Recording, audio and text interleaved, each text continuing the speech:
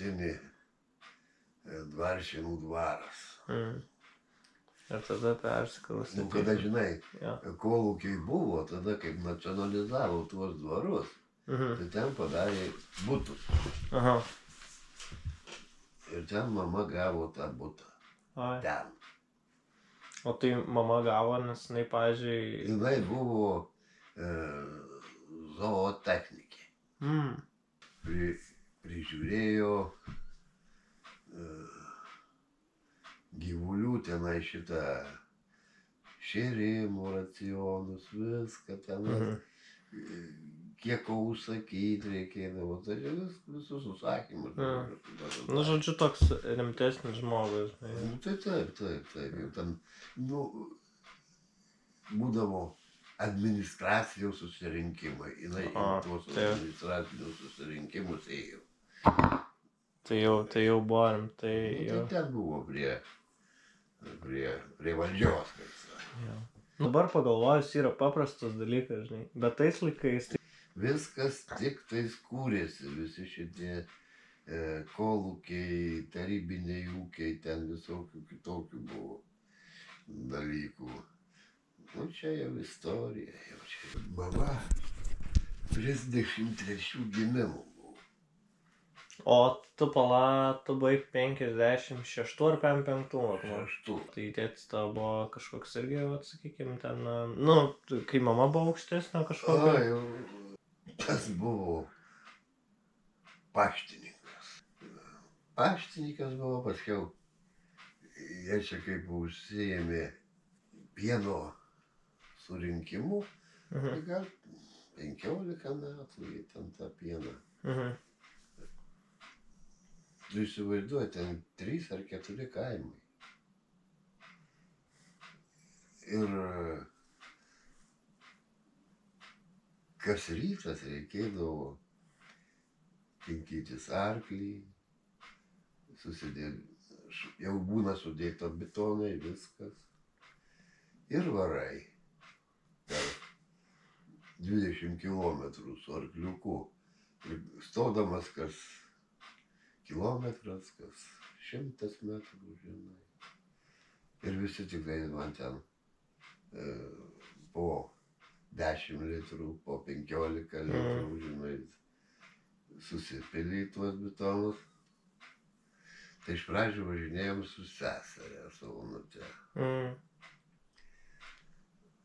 Bet kadangi jinai pradėjo tingėti keltis taip anksti, žinai, nu kaip yra kiti darbai, kiti visi reikalai. Tai darbų netrūko.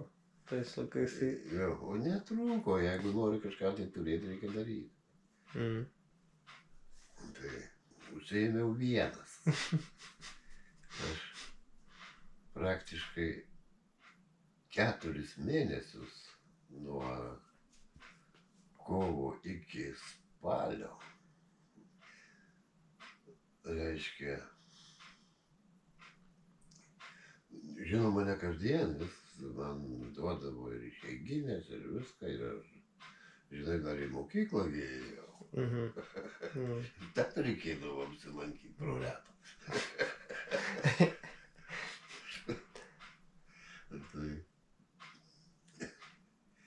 Nu, taip ir gyvenam, žinok.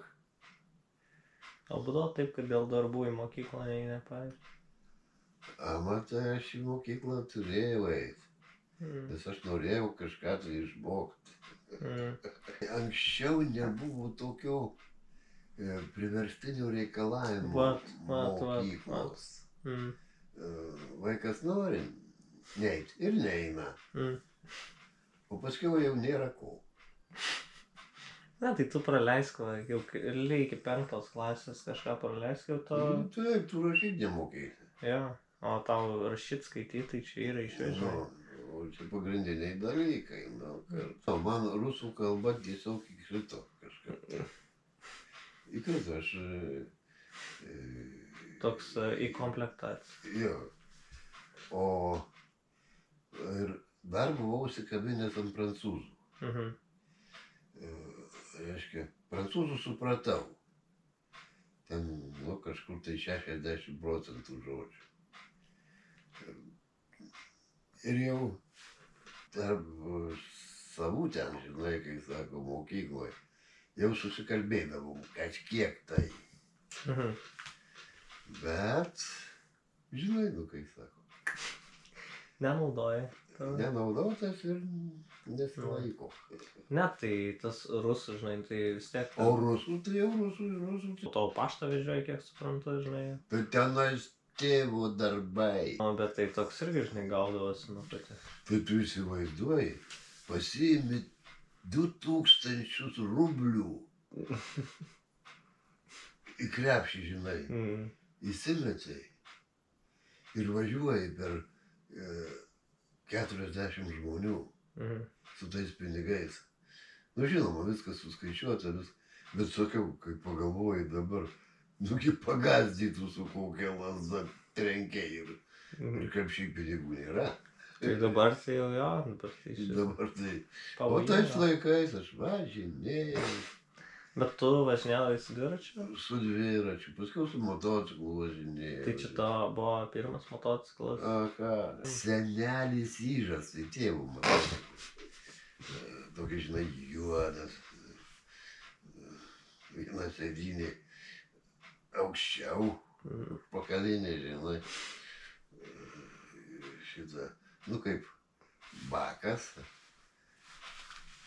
Ir prasideda užpakalinis sparnas. Tai taip nuleista visai žemai. Čiut ne kojom pasispirta. O jau keleivis sėdė. Pusmetriu aukščiau. Na. Kaip tau ant pečių, žinai. Juokingai ten atrodydavo, žinai, kaip su seserim važinėjom su Onute. Bet linksma. O ką aš pasakyčiau, kad linksma. Dabar tai tu žvyrkelį matai tik tais kažkur tai kaimo keliukas viskas. O anksčiau visi 100% žvyrkelis. Ir tu įsivaizduoji, kur yra su moliu žvyrkelis suvažinėtas. Tai yra vienas važiavimo būdas. O jau kaip vienas žvyras, tai kitas važiavimo būdas. Ir jie būdavo, kad aš ir orą nuleisdavau. Ai. Tai jo, tai ten geresnis skaipimas. Specialiai, kad jau suvaldyti. Nu tai, ne, nu tai greičio vis tiek nori kažkokią. Taigi taip, važiuoji lėtai, negerai. Važiuoji greitai, vėl negerai. Ta viduriuką tašką.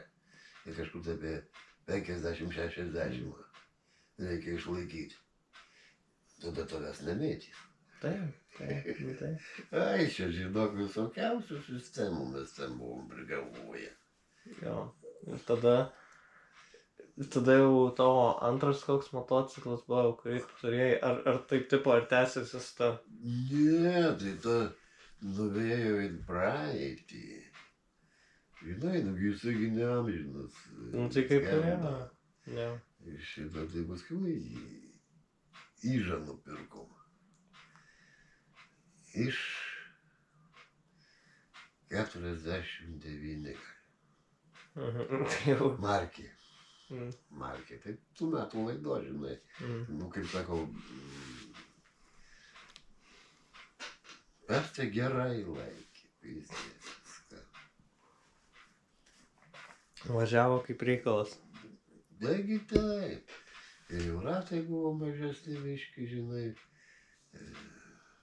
19 ten buvo, 16. Ai. Tai buvo patogus. Tai žinai, įsivaizduoji. Ir dviratis gerai. Kada jisai tavo yra. O kada savo neturi, nu tai su tuo, paskui aš ten įsitaisiau Javą po Panonijos. Tai jau buvo rimčiau tada. Rimtas motociklas, bet jisai kaprizingas. Įsivaizduoji, nu išvažiavai va šiandien, gražus oras, viską. O tu išvažiuoji visai dienai į, nu, kažkur tai į Varėną, į Vilnių ar Valkininkus ten lankydavom. Ir palijo. Pizdes. Dirba arba maksimaliais oborotais, arba nedirba išvis. Tai pykdavotės. O tai ir būdavo, kad minimalus greitis 70. Bet vis tiek važiuoji. Vis tiek važiuodavom, ai. Nes reikia čia ir dabar. Nu, kaip neantidėti geri dienai, jeigu jau numatė šiandien. Pieną ten irgi, kai dar rinkdavo, tai tu buvai sugalvojęs ten kažkokį su varikliuku, kad žinai. Ai, tai įsivaizduoji, parsiveži 2 tonas pieno, namie surenka dar ten apie 2 tonas. Ir viskas betonuose. Jo. Mašina yra maždaug 1,5 metro. Nu tai tu paimk, nesvarbu tau, kad tenai 15 ar 16 metų, bet jau per sunku tos.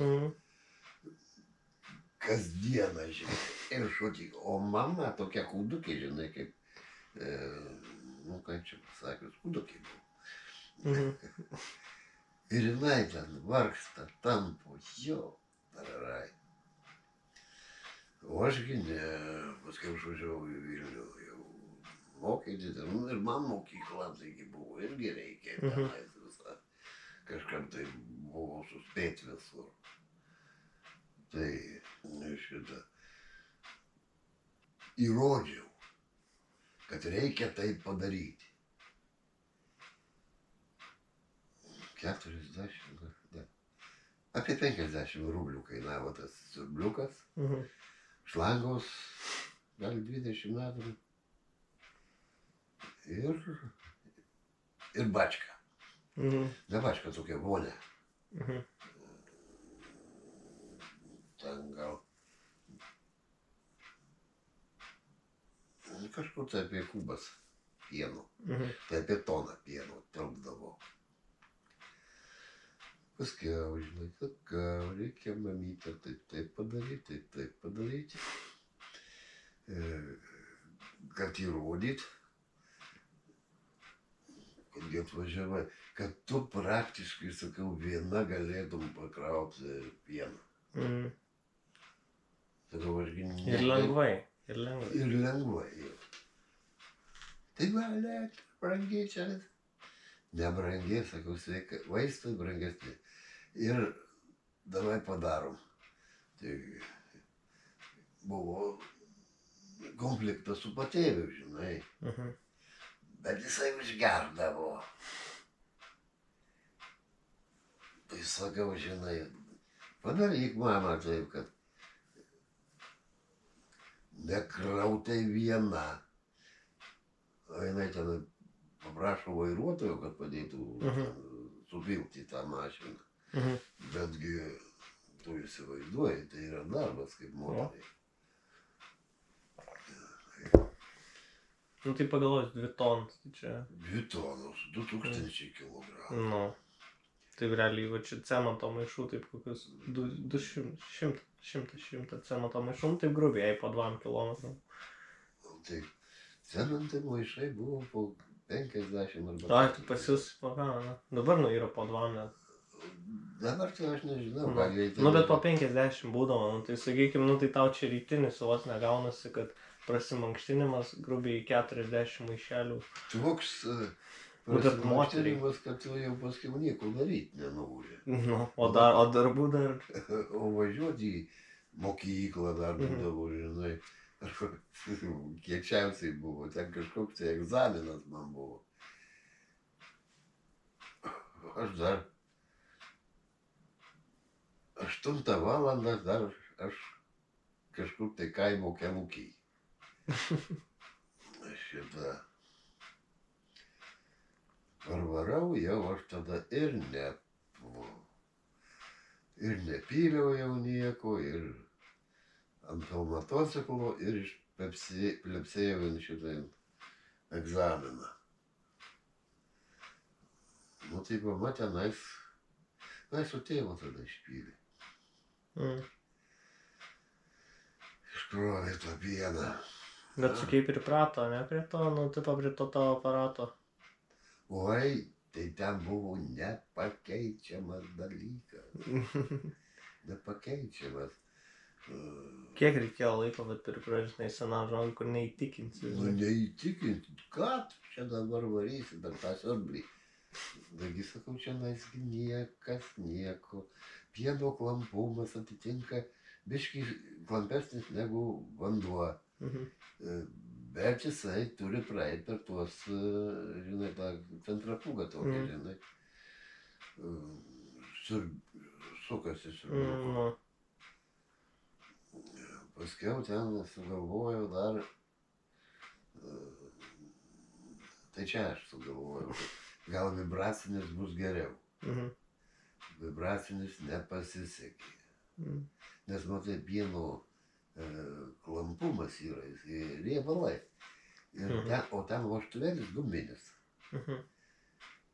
Ir jisai laikui bėgant apsineša, nu, jo. Tai nepasiteisinu. Aš intrį išploviau, sutvarkiau ir iškūžnį. Nu. Tai šitą vamzdžio prašiau nupirkti. Nenupirkau. Tai aš ten tokią šlangą sujungiau. Bet buvo tik tais prie pat. Nu, prie pat šlangą. O galėjo būti ir O namuose. galėjo būti ir kambarį. Visur galėjo. Jau. Bet Kadangi mes esam. taip neįtikinau, reiškia. Ne, bet dėl daugelio dalykų, žinai, gal trūko laiko. Galbūt tas, vat, ir, žinai, sunkumas. Tave priverčia, žinai, sugalvoti kažkokį lengvesnį variantą, kad tu padarytum. Priverčia Taip. galvot. Ir matai, kas svarbiausia, kad tu jau žinai, kaip reikia padaryti. O finansinė pusė, tai reikia pirkti. Pirkti reikia. O pinigų nėra. Ir tais laikais, tai jau, dirbdavot iš pieno, bet, pavyzdžiui, tais laikais, nu, vat, kai dabar sako, kad iš pieno ten centai, žinai, nieko neina uždirbti. Seniau eidavo pragyventi iš to pieno uždarbį. Tu įsivaizduoji. Maždaug taip per mėnesį iš pieno gaudavai apie 80 rublių. Tai čia daug, sakyčiau. Tai čia nežmoniškai daug. Bet čia buvo tie 80 rublių. Tai, kai sako, šventiniai. Šitą, nes niekas tiek to pieno neduodavo daug. Ir jisai buvo ypatingai pigus. Bent jau vasarą. Žiemą būdavo gal biškį brangesnis. Nu, trumpiau šnekant, buvo viskas vedama į tai, kad žmonės nelaikytų karvių. Bet mokėtų. O ne, ant tiek būdavo? Taip. Čia, žinai, ta rusiška ideologija, žinai, kad ten buožės, ten 3 karves turi čia, jau išbuožyti reikia. Įvedė tvarką, kad nedaugiau kaip 2 karves ir 1 ar 2 teliukus. Nu ir viskas. Ir visi laikėsi to sistemos. Tenai. Bet tai kaip paskiau šitą padarė tokią atskirtį.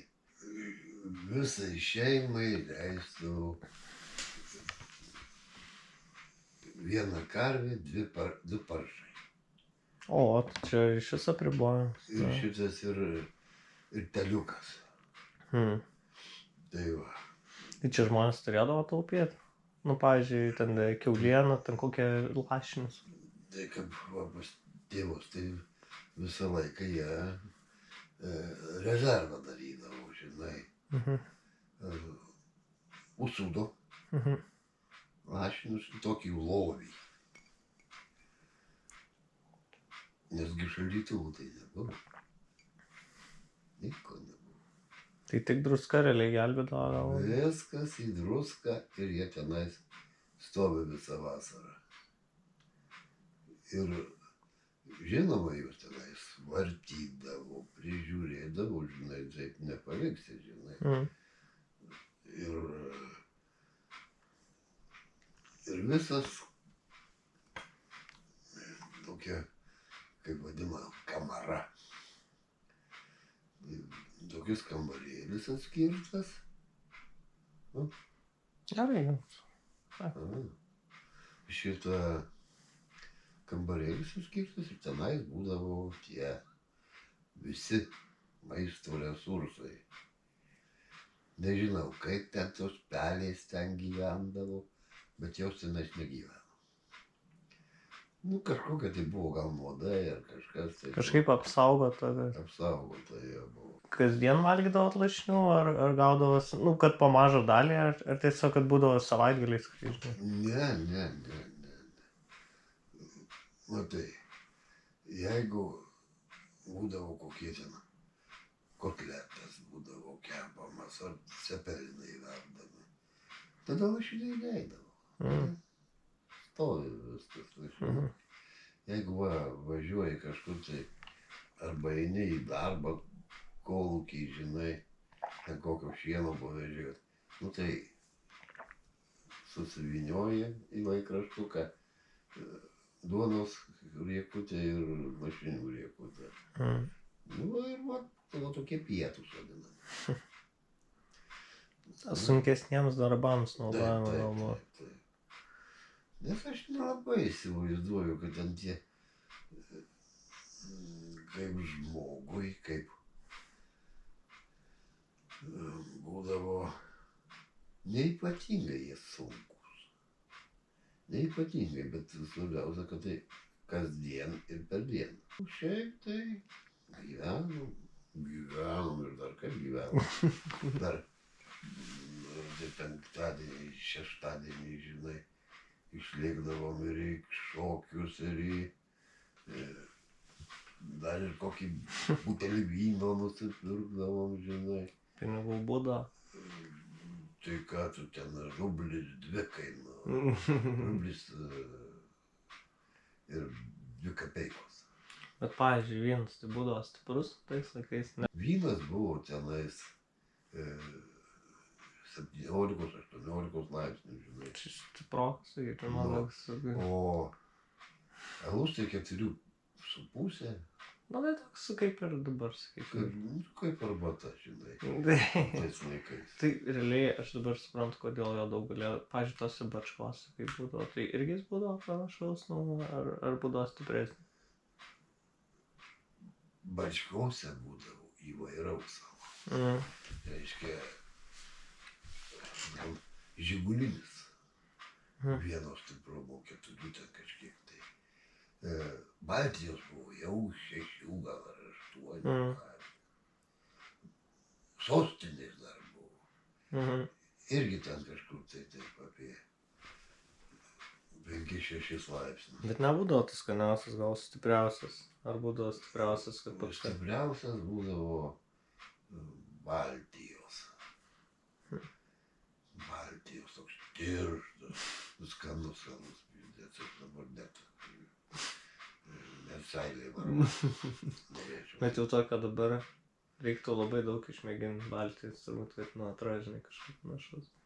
Oi, dabar jau visai kitokia receptūra, kitaip ten daro tuos. Tais laikais ten buvo paprasta. Jeigu alus, tai žigulinis, o jau ten geresnis, Baltijos arba kokios dar kažkokio švyturio buvo. Ten tai buvo išvis vandeninis, švyturinis. Galėdavot kai vandenį. Kitokios struktūros, žinai. Bet yra ta tiesa, kad kaimo žmogui, nu ten reikia kokių 10, žinai, kad jis pradėtų tik įsivažiuoti visą. Taip. Atrodo. O vat miesto žmogui jisai toksai, jam kelių užtenka. Buvo samagonas. Iš pradžių viskas buvo su samagonu gerai. Darydavo tik ruginį ir tik šitą ruginį. Nu, sakykim, jo. Paskiaugi išgalvojau, kadgi iš cukraus irgi eina samagonas. Nu. Užraugdavau cukrų, cukrinį samagoną, išvaro, varymas paprastesnis, viską, o rezultatas toks pats. Ir, pavyzdžiui... Ko čia stringa, ką žinau. Ja, bet jis, pavyzdžiui, nebūdavo, kad kažkoks, tipo kaip cukralgė gali susirgt kažko. Ai, ne, visiškai, viskas tas pats. Viskas tas pats, jisai. Praktiškai spiritas. Nu jo. Tai realiai gal dėl to, kad kaime žmonės, pageria to samagono. Tai jiem ir tas alus taip neveikia, gal kaip lyginant, kai tu, pavyzdžiui, pradedi nuo alaus ir pradedi nuo samagono. Tai yra galbūt... Aš nežinau, kiek metų pragėręs. Nes aš irgi, pavyzdžiui, man gal pradžiai tai, buvo sunkiau tai pagert. Bet, atrodo, įsigeri ir dabar, nėra tų ribų, atrodo, jeigu gerčiau, tai atrodo, galėčiau varyti, O seniau, tave stabdo ten papykina, Ai, tai čia jau organizmas pas kovoja su tuo. Bet tas atrodo labai nedaug reikėdavo, o dabar tai ten, sakau, sėdint, tai ten litrą gali dviesi lengvai, išgerti. Būna dienų, kad tikrai, sėdi lengvai, ir būna ir po litrą ant galvos gali išgerti. Per dieną, jeigu tu pavaikštai tenais, taip, jeigu sėdėsi, tai logiška, kad... Ar tenais plaukioji kažką, tai vėl tam padarai gramą. Tai čia, galvoju, toksai kultūringas gėrimas. Jo, o sėdėti yra... O kada kad ir prie ežero. Sugriūna vis ratuko. Ir visi. Ir visi vaikšto tuoj čirka visur. Nes dar yra tokių, kur ir paskubina. Vos ne, jeigu tu užsisi. Žinai, kad labai skubėti ir nereikėdavo ir vis tiek greitai gaudavau. Jo. Nes, bet toks durnas yra, man tai nepatinka toks. Aš sakau, mėgstu pasikalbėti. Pabūdžinai, toks pasišneki, kad ir kitas žmogus supranta, kad mes čia atvažiavom ne kažkur skubėti, ne maratoną, O pabendrauti, pasilinksmint. Taip, Vilniuje aš eidavau į kavinės viešpatį, pasiimi šito gintaro kranto. Vynas būdavo toksai, ten gal 12 laipsnių. Butelį pasistatei ir visą vakarą, nuo 8 vakaro iki kažkur tai 12, kol uždarom, prasėdė. Žinoma, ne vienas sėdė, bendraujam viską, ir šokam, ir šnekamės. Bet tai nėra pasigėrimas, žinai. Tai šiandien pasigėrsi, žinai. Bet taip ir yra, galbūt ir geriausiai gaunasi, žinai, iš to. Geriausiai gaunavosi. Ir nuotaika gera. Ir andaryt galvot neskauda. Ir viskas darosi taip, kaip turėtų būti gerai. Bet jau tu, kai į Vilnių išrėjau, pamatai kaip, skirtumas, sakykime, tarp... Ai, mūrkmėtų. Jo. Oi, tu viešpat. Jau buvo toks, kad jau nori likti Vilniui, žinai. Buvo, bet... Matai, aš dirbau Vilniui. Ir šitą ir gyvenau Vilniui kurį laiką. Bet kada čia pradėjom bendraut, tai... Čia važiuojama. Alytuje 3 kambarių būtų. Ten buvo būtai baisiai brangus Vilniui. Ir tuo laiku buvau. Tai kaip ir dabar. Mano draugas liko, aš išvažiavau daryti. Tai tas ir po šiai dienai gyvena tenais Vilniui. Vilnietis, ką padarysi. Vilnietis iš kaimo. į šitą. Jau jisai ten, sukūrė šeimą, viską ir aš auginu ir vaikus ir dabar kažkur tai dingė, ar pasimetė, ką žinai. Atsiranda nusimetę žmonės. Kada aš renkiau Vilnių, tai ten mano draugai irgi buvo ir jie liko ten. Kas liko, kas? Vienas Nikaš važiavo į Prienus, kitas ten į Zarasus. Nu tai. O paskui, žinai, tirpo tie visi reikalai.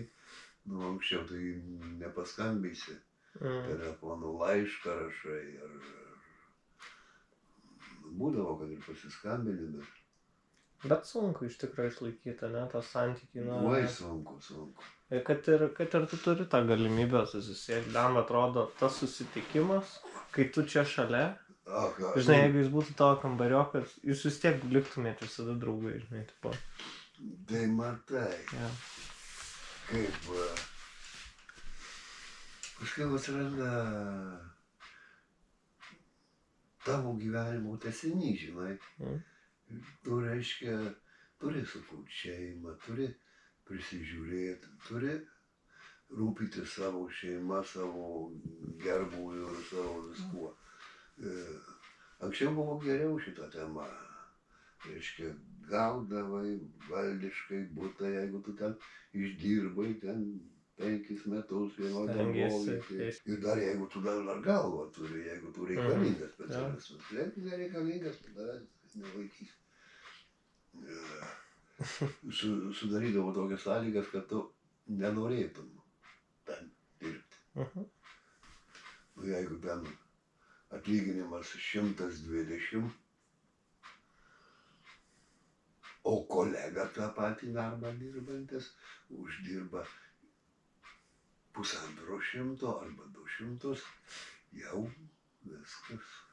Tas, kaip tu sakytum, tas rublis tai turėjo savo vertę. Turėjo vertę ir turėjo, kai sako, nu tai jeigu gaudamas 70 rublių,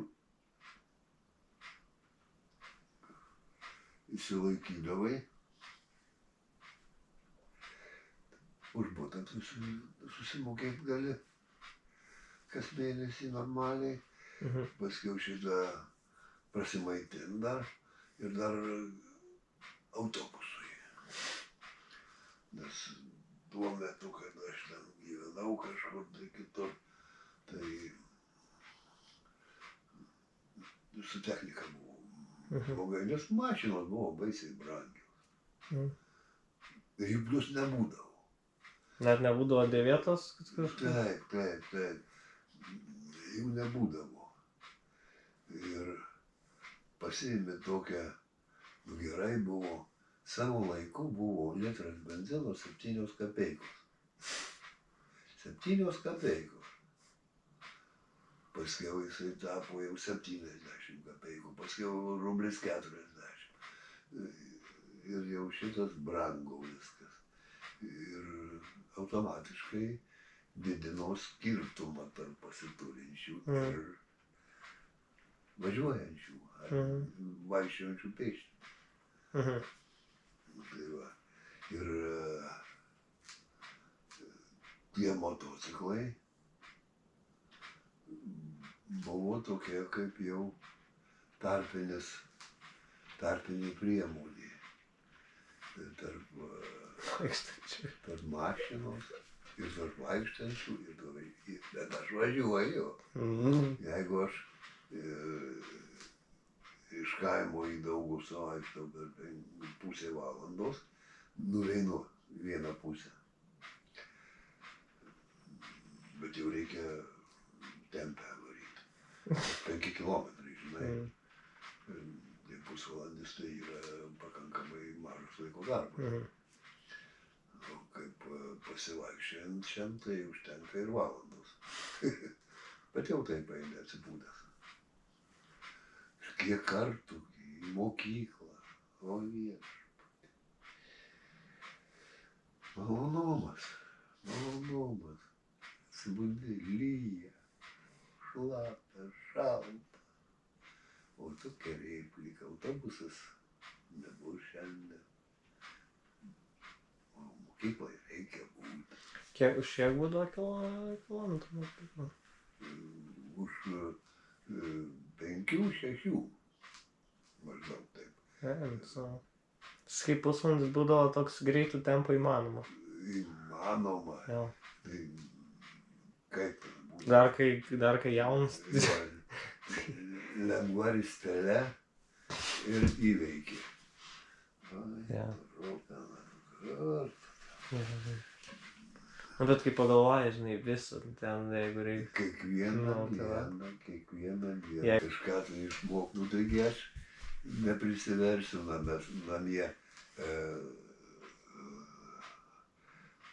apart pamokų ruošimo, daugiau neprisiversiu nieko. Nu, kartais tenai būdavo, kai sako, prievolė paskaityti kažkokią tai knygą tenai. Nu tai jau irgi, kai sako, per kraujas. Užsirišęs akis ir steigęs visi. Jau tenai žinai pasidarai tokius, o sesutė, tai jinai mėgdavo skaityti, reiškia, tai jinai skaitydavo tas knygas. Žinoma, nebuvo ką. Radija tik tais Vilniaus Respublikinė programa. Tik vieną būdą? Taip, dar Lenkų. Ir visas. Paskiau tai įvedė Majaką, čia nais rusų, paskiau dar kažkokią tai stotį, žinai. Tai būdavo radija kaip kaip. Ir jungiai. Majakas. Reiškia rusiškai, nu va, kodėl sakai rusų kalbą. Mes radiją klausydavom rusiškai. O ne? Daugiausia. Tai ten buvo įdomios laidos. Muzika būdavo kažkokia per radiją? Ar būdavo?